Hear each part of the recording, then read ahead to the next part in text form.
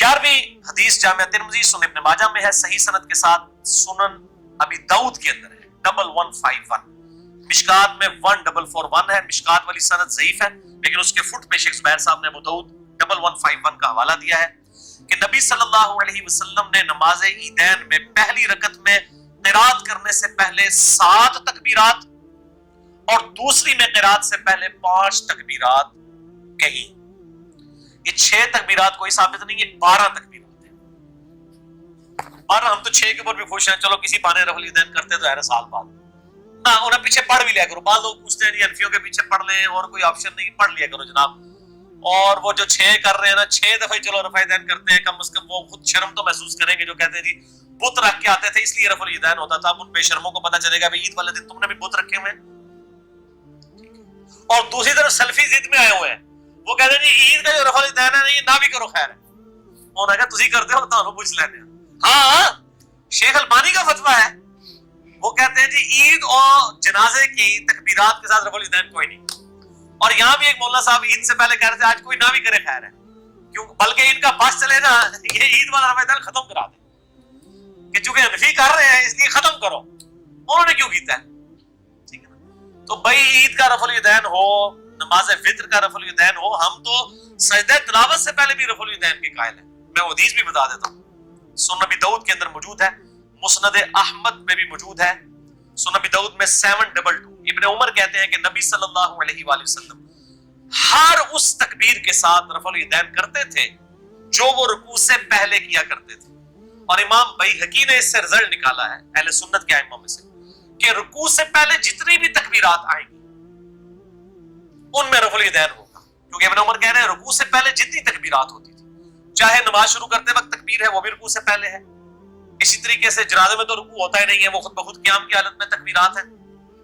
इसी तरीके से नमाज वित्र वो रुकू से पहले ही आपने करना होता है। मसला नंबर 130 मेरा देख लें, रुकू के बाद तो बिदअत है अगर कोई दुआए कुनूत पढ़ता है रुकू के बाद कुनूत वित्र वाली, जो कुनूत नाज़िल है वो सुन्नत है। मसला नंबर 130 मैंने बताया, उसमें भी आप रफल ईदैन अल्लाह अकबर कह के दोबारा हाथ बांध के दुआए कुनूत पढ़ें।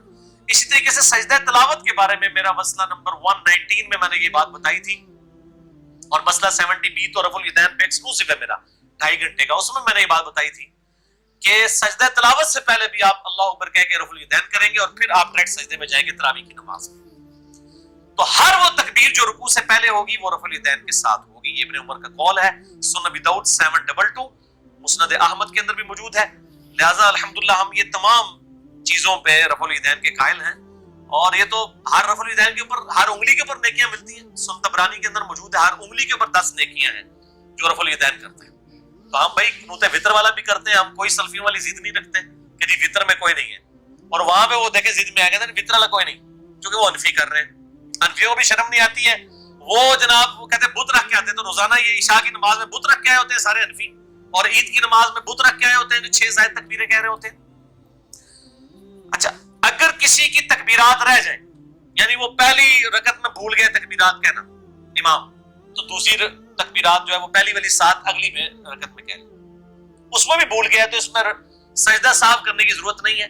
मेन स्ट्रक्चर नमाज की अपनी जगह मौजूद है। ये सुन्नत है, तकबीरात वाजिब और फर्ज नहीं है, तो नमाज हो जाएगी लेकिन सवाब में कमी आएगी।